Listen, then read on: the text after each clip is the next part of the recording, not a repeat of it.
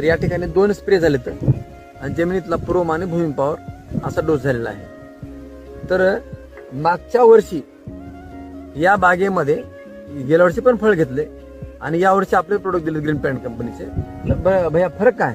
गेल्या वर्षी म्हणजे जे ह्या कंडिशनला जी बाग आहे आता सध्याला, हा. ही बाग एक 4 महिने तर अशी बाग नव्हतीच. आता ही एक दुसऱ्या महिन्यातच बाग म्हणजे अशी झाली की शेंडा पण फास्ट आहे आणि पानाची बी साईज मोठी आहे आणि फळाची सेटिंग पण अशी अति उत्तम झाली की, आणि स्प्रे फक्त 2च घेतल्यात.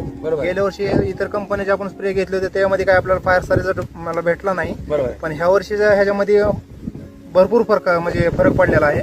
अरे झाडाची मतलब साईज पण मोठी झाली आहे.